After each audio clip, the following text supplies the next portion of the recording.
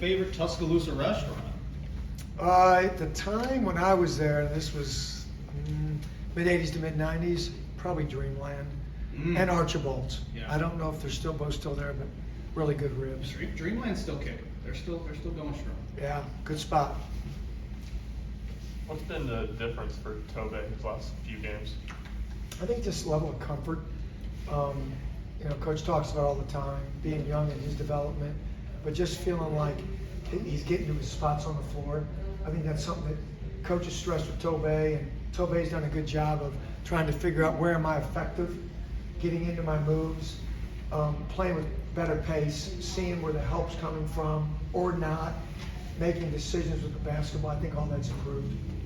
How is the scout change when you're playing a team the first time as opposed to the second time? Well, they're a lot better. They were really good when they came here. We played exceptionally well that night. It's a good question. Like the Texas A&M, when any of us have a scout, that turnaround was really quick. Alabama's been a pretty good gap. So that team has evolved and developed. And I mean, we are now talking about, I think this is right, KenPom, which is a high-end analytics, right?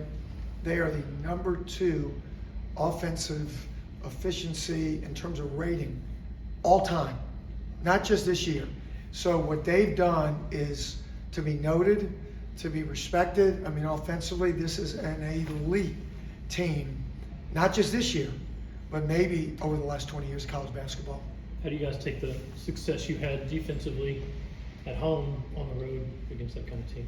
Yeah, that's always the key. Like, does defense travel? We think it does. But obviously the energy you get playing in Thompson Bowling Arena, Food City Center, is tremendous. You guys saw it, the roar of the crowd down the stretch in the last game was big time. I mean, the crowd here just would not allow us to lose that game. And we'll just have to bow up. I mean, that will be, I'm sure, a very vibrant, hostile environment. I lived it there 9 years, these type of games. They're what you kind of, come here for, go there for, play in the SEC for. So we're going to have to bow up and play like a group of grown men. What does it do for a team when you go into a championship kind of environment and championship kind of game before you get into the NCAA tournament?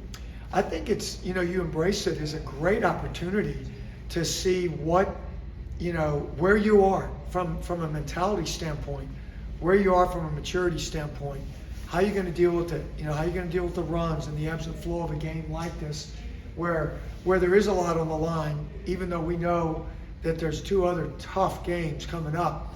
But this one right here is going to be, because you're on the road, because you are playing a terrific basketball team, puts you in a position to, if you're focused in the right way, to say, hey, this gives us a chance to prepare for a high-level NCAA basketball game. Coach, because of Dalton, how much better equipped do you feel like this team, and probably not just because of Dalton, but just overall offensively, how much better equipped do you feel like this team is heading into March? You just won a game the other night, you had to score 90. And Yeah. I don't know if last year's team could have done that. Well, I think it's fair to say probably not, right? Do you remember that? But I do. But I will say this, I don't know that the other team would have got 82 Yeah. or 84, whatever it was. We're different. You're no question. The beauty of this team and that it's still a top 2-3 defensive team in the country, and we're, last I looked, I think 17th offensively in the nation. We weren't there last year in that. And so there are given nights, as much as you hate to admit it because you hang your head on defense, to where you have to be really good on offense. Like, when are we going to make a stop? Auburn was so good in that game, executing and getting to the line and getting the ball to the right guys in the right spots, that to your point, Rob, like, we really had to probably win that game on offense, sprinkled in with making some key stops, which we did.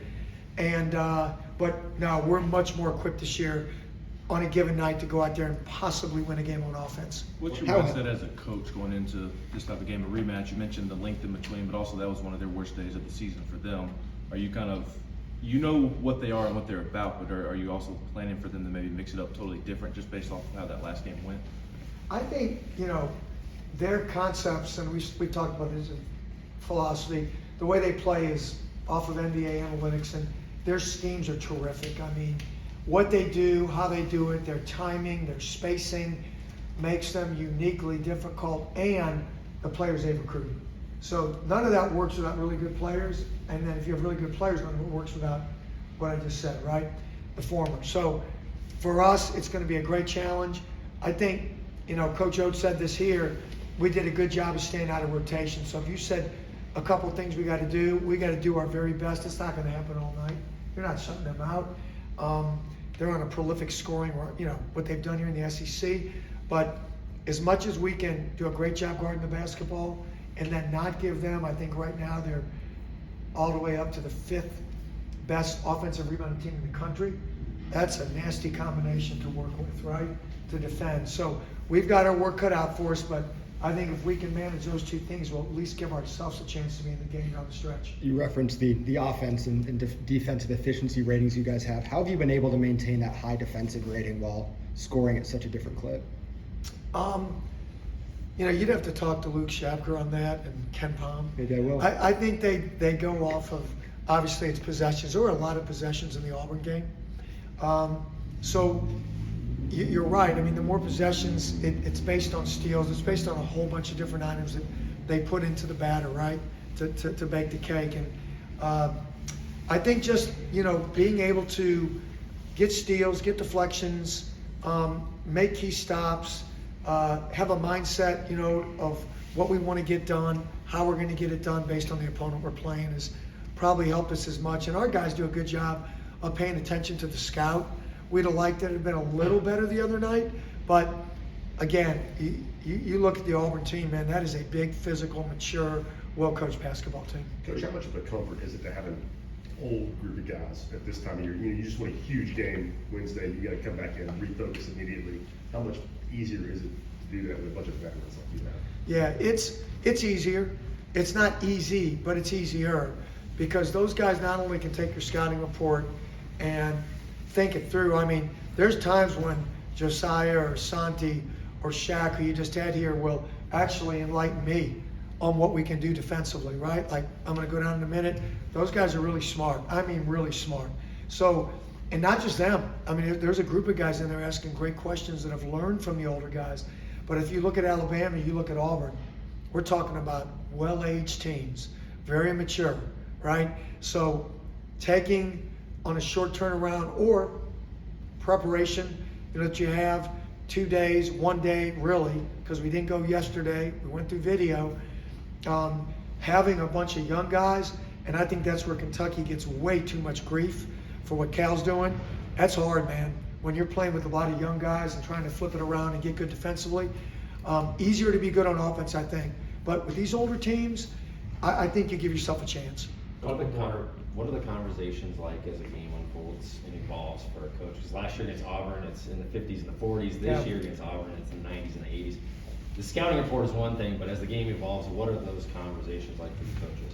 Well, you're making adjustments during the game, whether it's ball screen coverage, whether it's, what coach is coming up with offensively. I think you saw it, in the Auburn game. I think coach made a couple of great adjustments when they went zone. We got some instant baskets, gave us a little momentum. So there's constant conversation going on in the huddle. And, the way it is here, and one of the things I think that's led to success is that Coach Barnes is secure enough, obviously, with what he's done, that he lets the players talk it out and ask them what they're seeing too. And when you give your guys ownership, I think that goes a long way. How critical will the first 4 or 5 minutes of this game be, just with the way Alabama can jump on teams and being in a hostile environment? I don't think it's the first 3 or 4 minutes. I think it's all those 4-minute segments. I mean, you're talking about a team, and not that you guys are boring me, but we got film at 1:30, that came back from 16 down to Georgia.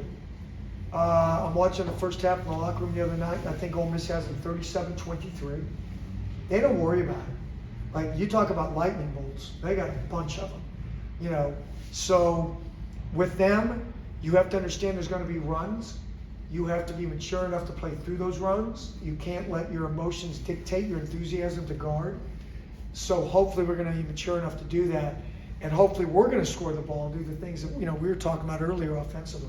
When you decided to come back to the college ranks, just weeks like this, going into Coleman on Saturday, it had to have been, something you were looking forward to now that you have this opportunity. Just how cool is it for you? Well, other than being called a traitor by most of the people that I know that are still there, like, how could you do that, right? As I always say, it's been a privilege to be here. It's always fun for me to go back there. I make my home in Birmingham, Alabama.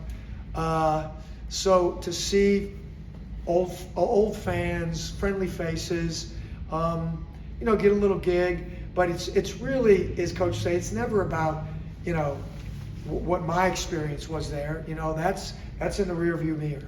It's now what we can do with this group, and our job as assistant coaches is to give our guys the best opportunity to win, because they're going to maximize their effort. We need to do the same in how we prepare.